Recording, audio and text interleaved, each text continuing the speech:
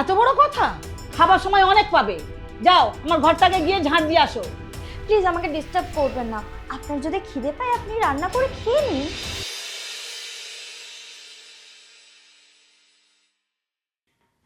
শাড়িগুলো কাঁচা হয়েছে বৌমা? শাড়িগুলো আবার কেচে ইস্ত্রি করে রাখবে। কিন্তু মা, কালকেই তো আমি ওগুলো ভালো করে কেচেছি। তুমি জানো না কাপড় ভালো ইস্ত্রি না হলে আমি পরি না? তুমি কাপড়গুলোকে নেবে, আবার কাচবে, ভালো করে আয়রন করবে, তারপর আমি এই শাড়িগুলো আবার পরবো। কিন্তু মা, আপনার একই শাড়ি দুবার কাচবো কেন? কাপড়টা তো নষ্ট হয়ে যাবে। তোমাকে অত কথা বলতে কে বলেছে? চুপচাপ যেটা বলছি সেটা করো। যাও শাড়িগুলো এক্ষুনি গিয়ে কেচে নিয়ে আসো। আচ্ছা ঠিক আছে মা।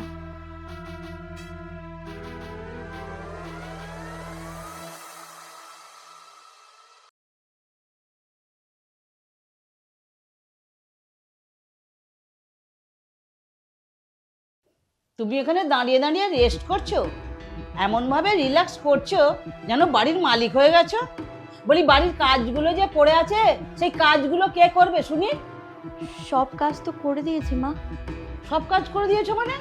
কিভাবে করেছো? আমার ঘরে যে অত ধুলো পড়ে আছে। কিন্তু মা, আপনার ঘর তো আমি এক্ষুনি ঝাড় দিয়ে এলাম, এক্ষুনি কি করে ধুলো পড়ে গেল? ওই রকম ঝাড় দিয়েছো? কাজের বেলায় শুধু ফাঁকি দেওয়ার ধান্দা। যাও আবার গিয়ে ঘরটা ঝাড় দিয়ে আসো। আচ্ছা মা, আমার না খুব খিদে পেয়ে গেছে, আমি খেয়ে দিয়ে আপনার ঘরটা ঝাড় দিয়ে দিচ্ছি। একটু খেয়ে নিই মানে? জানো না এই নোংরা ঘরে আমি হাঁটাচলা করতে পারি না? আসলে মা, খুব খিদে পেয়ে গেছে। এই শোনো, মুখে মুখে একদম তর্ক করবে না। খাবার সময় অনেক পাবে। যাও আমার ঘরটাকে গিয়ে ঝাঁট দিয়ে আসো। কি হলো? মুখে দিকে কেমন হাঁ করে তাকিয়ে আছো কেন? যাও। আচ্ছা ঠিক আছে ঠিক আছে মা, আমি এক্ষুনি গিয়ে আপনার ঘরটা ঝাড় দিয়ে দিচ্ছি।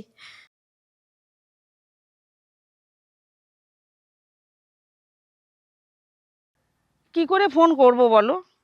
বাড়ির সব কাজ তো আমাকেই করতে হয়। সকাল থেকে উঠে একটু রেস্ট নেবার সময় পাইনি। ও বৌমা? হ্যাঁ বৌমা বাড়িতেই আছে।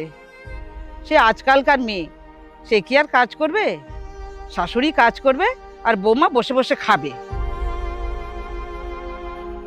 এই শোনো না, সময় পেলে আবার ফোন করব। হ্যাঁ এখন রাখছি। ঠিক আছে, ভালো থাকবে।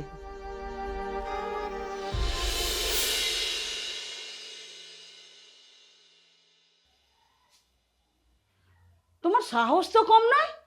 তুমি এখানে বসে বসে টিভি দেখছো? খাবার সময় হয়ে গেল আর তুমি এখনো রান্না বসাওনি? উফ মা, আমি একটা গুরুত্বপূর্ণ সিরিয়াল দেখছি, প্লিজ আমাকে ডিস্টার্ব করবেন না। আপনার যদি খিদে পায় আপনি রান্না করে খেয়ে নিন। কি এত বড় কথা? আমি বাড়ির শাশুড়ি হয়ে আমি রান্না করব আর তুমি বাড়ির বউ হয়ে পায়ের ওপর পা দিয়ে বসে বসে টিভি দেখবে? মা প্লিজ, আপনার যদি রান্না করতে অসুবিধা হয় তাহলে আপনি খাবারটা অর্ডার দিয়ে দিন অনলাইনে, কিছুক্ষণের মধ্যেই চলে আসবে, তখন খেয়ে নেবেন। বৌমা, তুমি বোধহয় ভুলে যাচ্ছ তুমি কার সাথে কথা বলছো। কেন ভুলে যাব মা? আমি আমার শাশুড়ির সাথে কথা বলছি। কি পর্দা রে বাবা!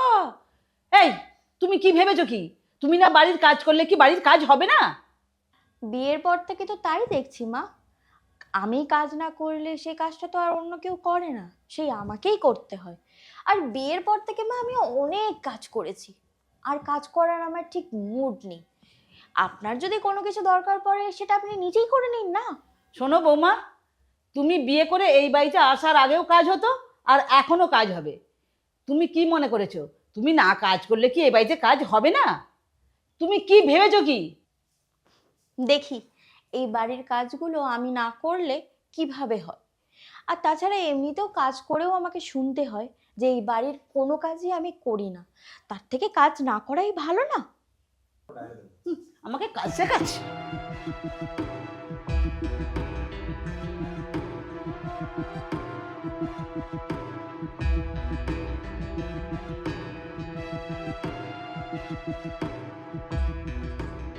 একটু রান্নাটা করতে না করতেই গা হাত পা সব ব্যথা হয়ে গেল। এখনো বাড়ির সব কাজ বাকি, কি করে যে করব। বৌমাকেও রাগের মাথায় বলে দিলাম সব কাজ হয়ে যাবে, কিন্তু এখন দেখছি বাড়ির কাজ করাটা সত্যি খুব কষ্টের।